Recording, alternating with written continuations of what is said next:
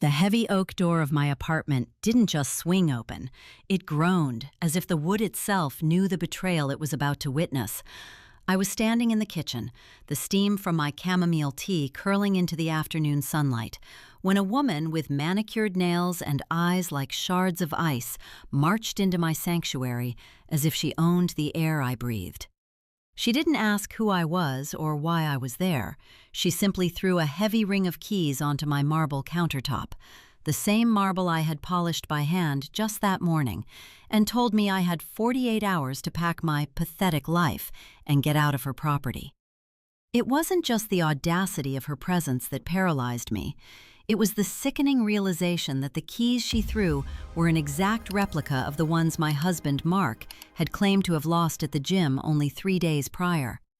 She stood there, draped in a designer coat that cost more than my car, her presence a jagged blade slicing through the quiet life I had spent a decade building. "Mark said you'd be difficult," she sneered, her voice dripping with a casual cruelty that made my blood run cold. "But the papers are signed, the transfer is complete, and this gilded nest now belongs to my father's holding company. You're not a wife anymore, Elena. You're a trespasser." In that moment, the air left my lungs, and the house I had inherited from my grandfather, the place where I had nursed Mark through pneumonia and celebrated every promotion, suddenly felt like a trap designed by the man I loved. To understand how I ended up being threatened in my own kitchen, you have to understand what this home meant to me. It wasn't just prime real estate in the heart of the city. It was my legacy. My grandfather, a man who smelled of old tobacco and wisdom, had left it to me with a single instruction: never let anyone take your ground, Elena. The apartment was a sprawling 3-bedroom masterpiece of pre-war architecture, with crown moldings that looked like frozen lace and floor-to-ceiling windows that captured every golden hue of the sunset. For 8 years of marriage, it had been the backdrop of what I thought was a perfect life. Mark and I were the golden couple of our social circle. He was a high-level financial consultant, a man who could charm a stone into smiling, always dressed in crisp white shirts that I ironed with a sense of pride. I was a freelance architectural restorer, a job that allowed me to work from the sun-drenched second bedroom, surrounded by sketches and samples of velvet and wood. Our mornings were a ritual of shared coffee and soft music, the smell of fresh croissants lingering in the air. I remember the way the sunlight would hit the parquet floors, creating patterns of warmth that seemed to promise security. I thought we were building a future, but in reality, I was just decorating a stage for Mark's elaborate performance. Then there was Evelyn, Mark's mother. She was the shadow in our sunny life, a woman who moved with the calculated grace of a predator and spoke in whispers that always felt like a warning. Evelyn lived in a cramped, damp flat on the edge of the city, a fact she used as a weapon of guilt at every holiday dinner. "It's so much space for just 2 people, Elena," she would sigh, her eyes wandering over my antique mahogany dining table with a hunger she couldn't quite suppress. "Think of the heating bills. Think of the upkeep. Wouldn't you be much happier in something more modern? Something more manageable for a young woman of your limited constitution?" She always made me feel fragile, as if my ownership of the apartment was a burden she was desperately waiting to lift from my shoulders. Mark would usually squeeze my hand under the table, a silent gesture of support that I clung to like a life raft. Or at least, that's how I interpreted it then. Now, I realize those squeezes weren't meant to reassure me. They were meant to keep me quiet while his mother laid the groundwork for my eviction. In the months leading up to that afternoon, the atmosphere in our home began to shift, subtly at first.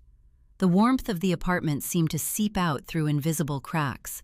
Mark started coming home later, his expensive cologne replaced by a sterile, metallic scent I couldn't identify. He became obsessed with consolidating our assets, as he put it, constantly asking where I kept the original deed and the inheritance tax documents.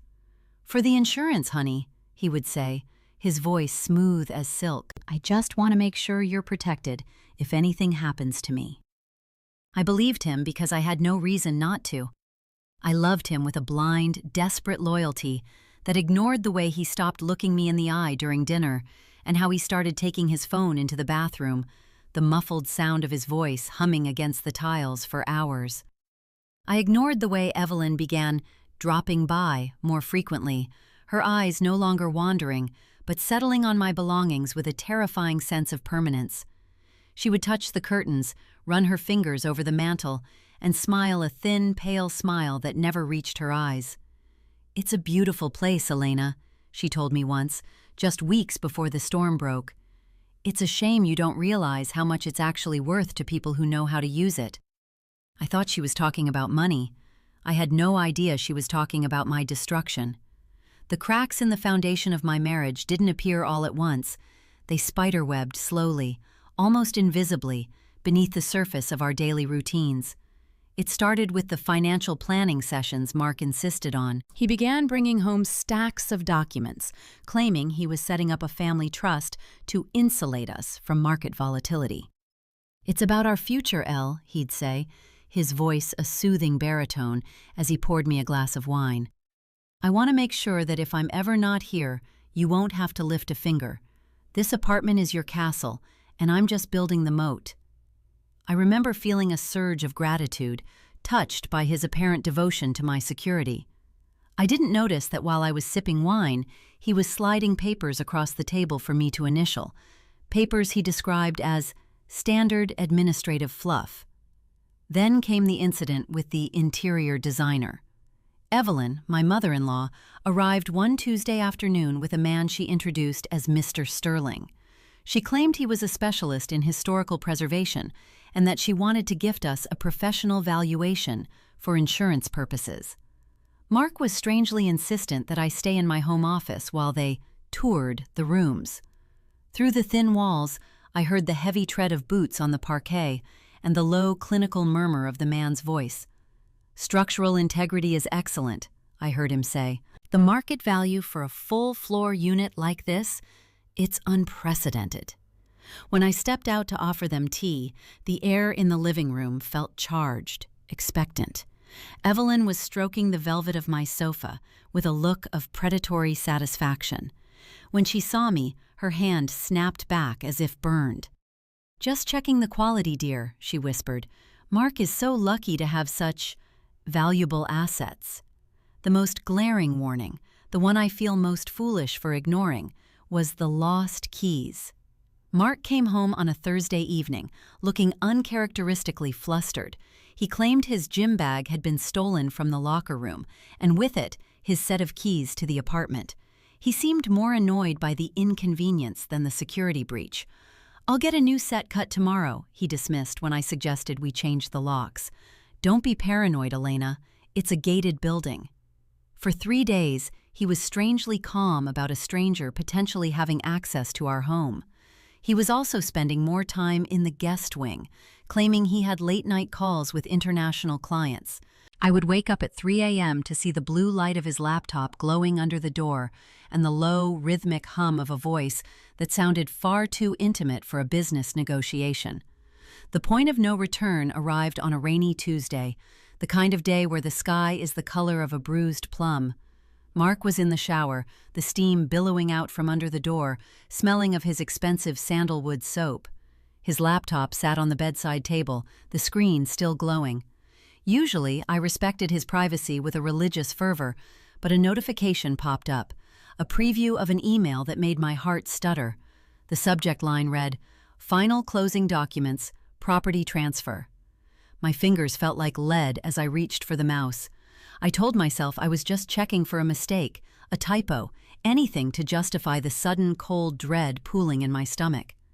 I opened the attachment, and the world simply stopped. It wasn't a trust document, it was a sale and purchase agreement. My grandfather's apartment, my sanctuary, had been sold 3 weeks ago. The buyer wasn't a family trust, it was an entity called Vanguard Holdings. And the seller? It wasn't just Mark. My name was there too, signed with a flourish that looked terrifyingly like my own handwriting. As I scrolled down, I found a scanned copy of a power of attorney form.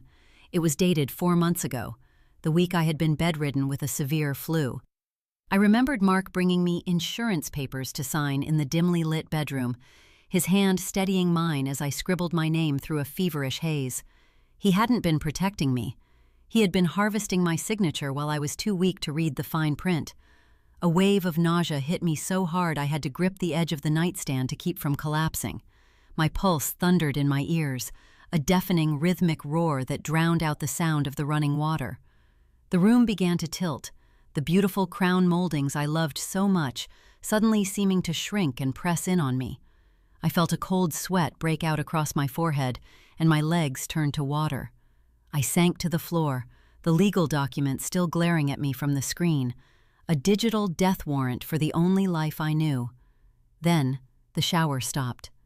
The silence that followed was even more terrifying than the roar in my ears. I heard the sliding of the glass door, the soft thud of a towel hitting the floor. I didn't move. I couldn't. I sat there on the rug, clutching my stomach, as the realization crystallized. My husband hadn't just cheated on me or lied about money. He had systematically, coldly, and legally erased my existence from my own home. He had turned my sanctuary into a commodity to be traded, and he had done it with a smile and a kiss every single morning. I heard his footsteps approaching the bedroom door, the rhythmic, confident gait of a man who thought he had already won. I looked at the door, my fear curdling into a white-hot, jagged shard of fury that pierced through the shock. The woman who had woken up that morning was gone. In her place was someone who was finally starting to see the monster through the mask. The woman in my kitchen, who I later learned was named Victoria, didn't flinch when I grabbed the phone to call the police. She simply leaned against my refrigerator, the one covered in magnets from our travels to Tuscany and Kyoto, and checked her reflection in a silver spoon. "Go ahead, Elena," she said, her voice smooth as polished stone. "Call them. But when they arrive, they'll see a deed in my father's name, and a signed eviction notice you've ignored for 2 weeks.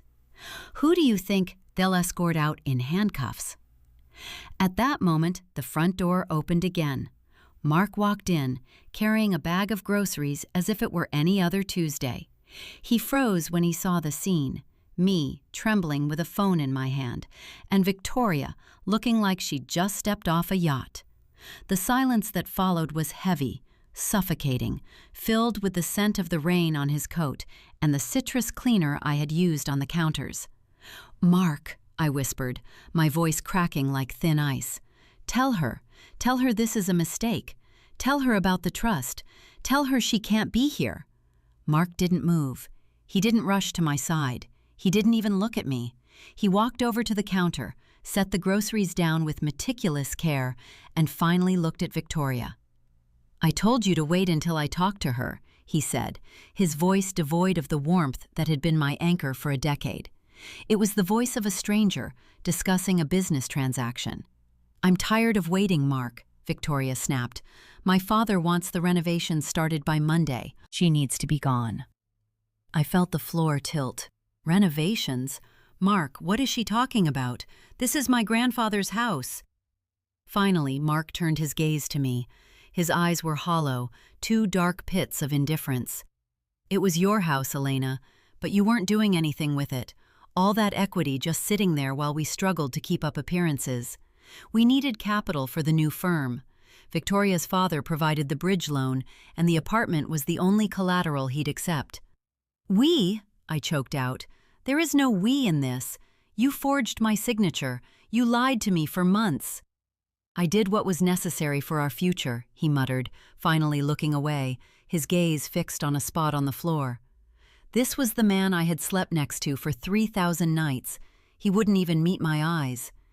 "If you had just been more realistic about money, it wouldn't have come to this."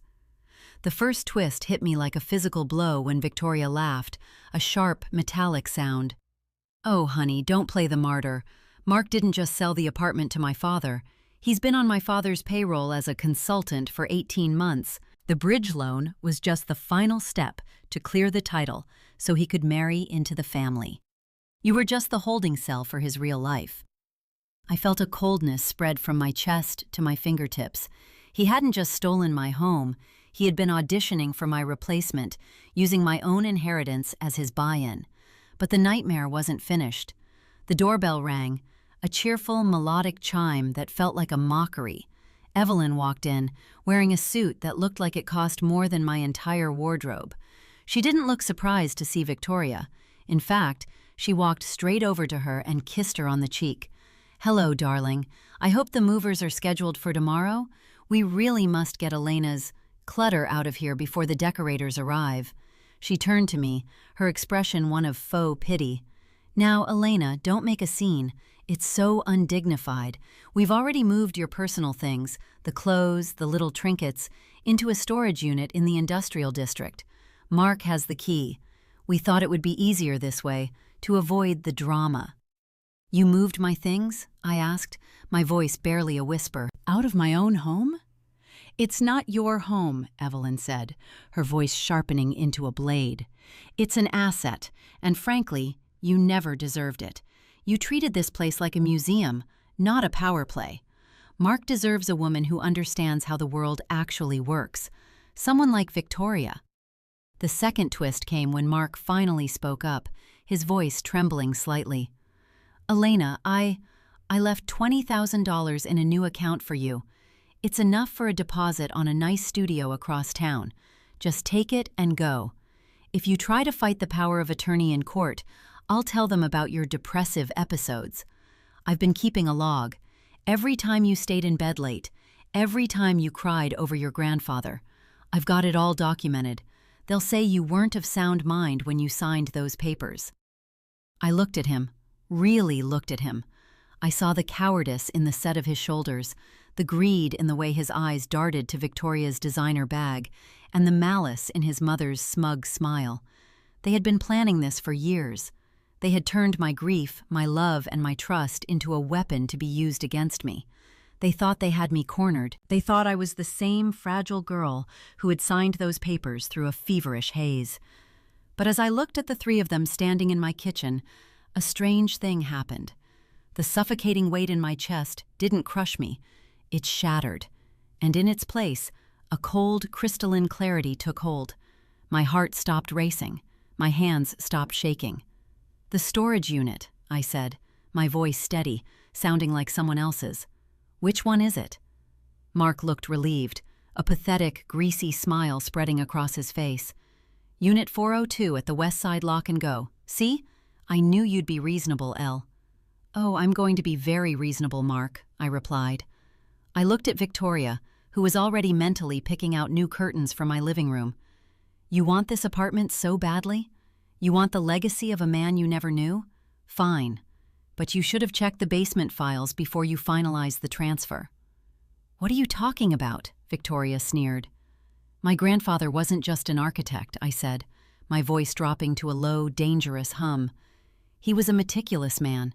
He knew exactly what kind of people would come sniffing around this property after he was gone. He left me more than just a deed. He left me a failsafe." I saw a flicker of doubt in Evelyn's eyes, the first crack in her armor. "You're bluffing," she hissed.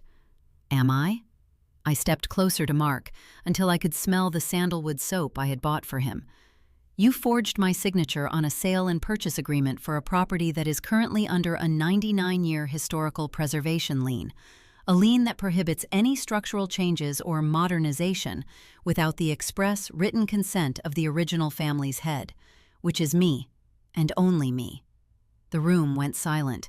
The air seemed to vibrate with the sudden shift in power. "And as for that consulting job with Victoria's father," I continued, looking directly at Mark, "I've been the one managing your digital files for years, remember? I have every email, every kickback record, and every offshore transfer you thought you'd hidden in the cloud. You didn't just sell my house, Mark. You gave me the keys to your prison cell." The silence that followed my declaration was so thick, it felt like physical weight. Mark's face didn't just lose color, it seemed to sag, the confident mask of the successful consultant melting away to reveal the terrified boy beneath. Victoria's grip on her designer handbag tightened until her knuckles turned a ghostly white. For the first time in 10 years, I wasn't the one looking for an exit. I was the one holding the door shut. I walked past them, my movements fluid and precise, the coldness in my veins acting like a high-octane fuel. I went into the guest wing, to the closet where I kept my old architectural drafts. Tucked behind a stack of blueprints was a mahogany box my grandfather had given me on my 21st birthday. Inside wasn't jewelry, but a second hard drive and a sealed envelope addressed to the city's Historical Preservation Board. When I returned to the kitchen, Mark tried to step in my way, his hand reaching out in a gesture that used to mean comfort, but now felt like a violation. "Elena, let's sit down. We can figure this out. There's no need to involve the board." I didn't flinch. I didn't even blink. "Don't touch me, Mark. Every time you touched me these last 4 months, you were calculating the square footage of my soul. You don't get to speak to me anymore." I looked at Victoria, who was staring at the mahogany box as if it were a ticking bomb. "You want to know why your father's holding company is about to be audited?" I asked, my voice terrifyingly calm. "Because the bridge loan Mark helped set up involves the illegal transfer of a protected heritage site. In this city, that's not just a civil dispute, it's a felony.